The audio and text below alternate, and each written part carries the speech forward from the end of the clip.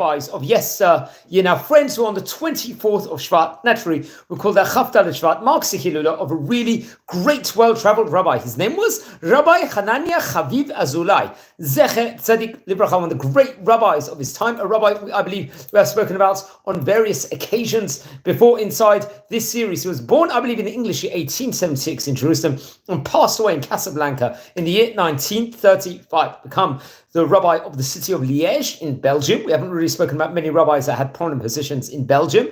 He had a prominent position in Costantine in Algeria, also, and was Rosh Yeshiva, the head of the Yeshiva of Makor Xayim in Casablanca in Morocco. Let's explore a few of the highlights of the great rabbi's life. So he was born in Jerusalem at a time it was part of the Ottoman Empire. He came from a Spanish family originally. I think, if I'm not mistaken, they were actually descended from the Chida, Rabbi Chaim Yosef David Azulai, one of the great rabbis of his time, and very much was a great rabbi. He would learn in the Sephardi Yeshiva in Jerusalem under the auspices of Rabbi Raphael Yitzchak Israel, who happened to be the head of the Jewish court of Bet Din at that point in time, representing the Sephardi entire community in Jerusalem. Very, very pinnacle position. Now, it's actually interesting. The great rabbi, he was very, very much it was apparent the greatness that the potential he had even when he was a young age. It just shows the greatness within regards to him. It was reported over,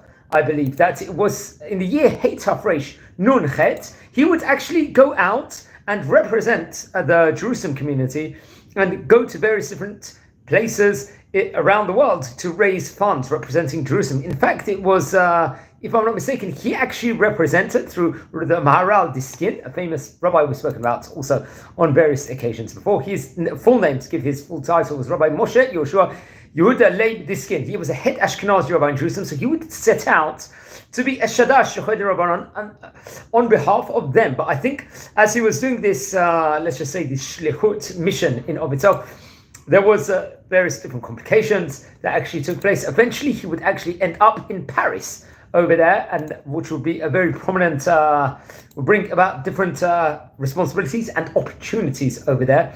And he would serve as a rabbi and a teacher in the Beit Midrash, I think, for various different rabbis. I think it was Beit Midrash of Rabbi Tzadok HaKohen at that point in time. And he was in contact with various different great rabbis, including Rabbi Yosef Chaim Kohen, who happened to be, I think, the head of the Jewish Community Committee in Jerusalem in of itself.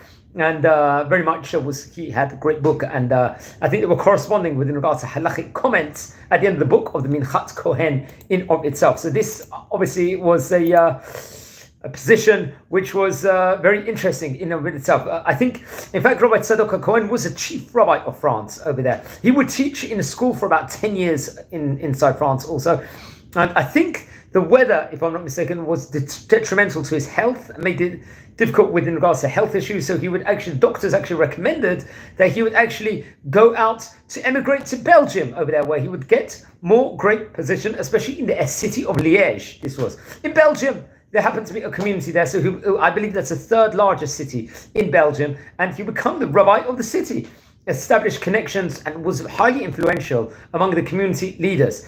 And very interesting now. I think he corresponded with Rosh LeZion at that point in time, Rav Moshe Franco, if I'm not mistaken.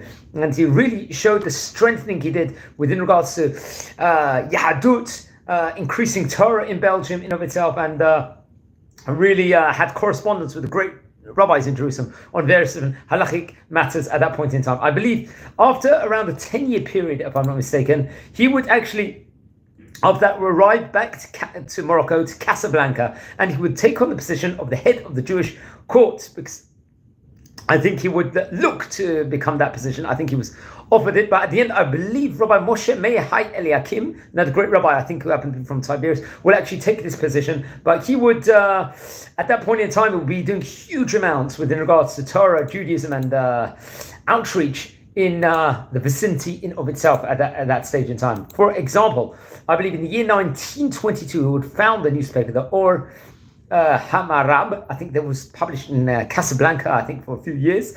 He would publish a newspaper, I believe, also in London called the Tzion, if I'm not mistaken. This will be other prominent things. Remember, at that point in time, printing press at that point, stage in time, in journals was becoming much, much more popular. I think the language or Arab was actually in Judeo-Arabic language, which was spoken by the Jews of Casablanca at that point in time.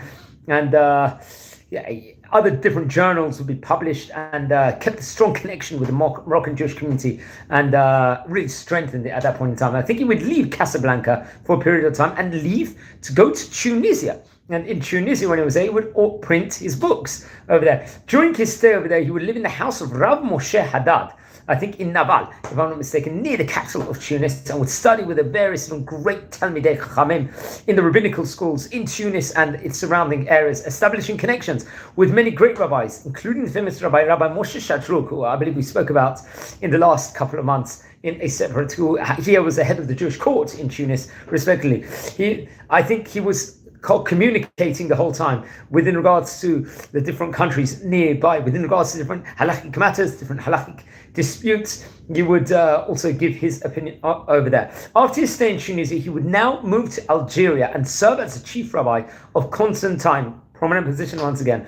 And during his time, I believe Rabbi Chaim Rosenberg, who was the rabbi of the city of Ancona in Italy, was engaging in researching the writings of the famous Chida, Rabbi Chaim Yosef David Azulai, and approached him and asked Rabbi Hananiah within regards to lineage, the chronicles, the Toldot, within regards to them, and asked for manuscripts, if I'm not mistaken, on the famous Chida. After he would be the chief rabbi of Algeria, he would then return to Casablanca and head the Makor Chaim Yeshiva. So you can see his greatness spanned in many different countries. He had great positions over there. And he traveled once again to Europe while he was Casablanca, and he would go once again to France. I think France, from a health point of view, wasn't the best thing. He ended up in hospital in the city due to health issues. And he would continue also to London. He would stay and become, I think, the co-founder, where he stayed for a period of time and was a co-founder in a journal called the Hatzion over there, if I'm not mistaken. And then eventually he would return to Casablanca, once again come back to the Makor Chaim Yeshiva, and will pass away, I believe, in the year 1935, if I'm not mistaken.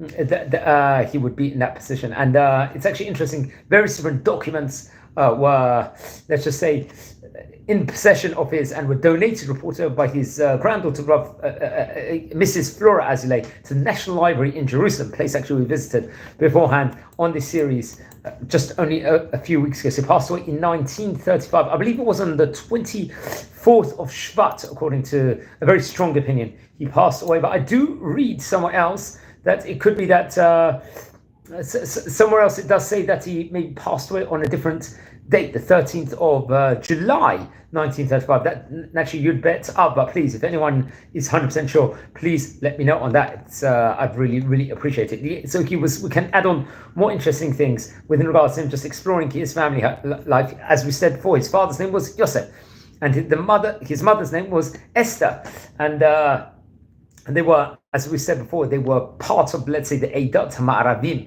in Jerusalem in of itself, and the family in itself was a great family. It's reported over also that just among his family, he married, I believe.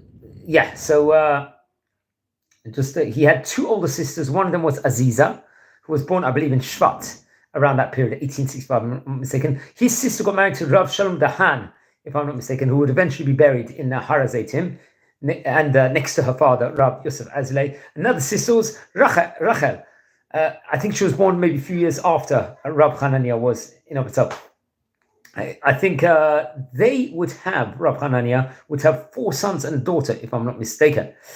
And I think including among the sons was David Chai, was Nisim Shalom. His daughter was Esther, another son Abna, and also Shalom, if I'm not mistaken. And very interesting. It was a very, very great family. And I think his son Nisim Shalom would get married to Rabbanit Simcha Shimi Kadosh, if I'm not mistaken, daughter of Rav Shalom Kedosh, if I'm not mistaken, who was a great rabbi, I believe, in Marrakesh. Who I believe we also mentioned him on various occasions before. Now let's explore some of the great books that he left, because he left a great Torah, colossal works, including Moreh Tzedek, which was Sheilot, questions and answers, Sheilot Shuvot, on the Shulchan Aruch, on the code of Jewish law. Then there was a Magen Hadat, which was also printed, I believe, in the year Hey Tafresh Pei Hey in Jerba, of all places. And there was an Olam Katan, which is Kuntras, on another important book, the Beit Knesset Gadol in itself in Tunis. I think some of the writings was a Kriyat Chana, which is also sermons himself divided in different sections, which I believe was printed in the southern Tunisia. The Oron Shel Chachamim, which is Perush and Shulchan Aruch on Orach Chaim and Yoreh Deah. And I think this was originally in a Ketav Yad, the manuscript form, but Rabbi Moshe Shatruk would possess something within regards to this work and make something happen of this work of itself. So please, everyone, don't forget to light candles in the great Rabbi's memory. We're a community, everyone here. Please subscribe to the channel. If you feel anyone will be interested in watching these videos, please share the videos with other people also who might be interested. And wishing you all blessings here from Israel. Take care, be well, and Shabbat Shalom, because I'm recording this just for Shabbat.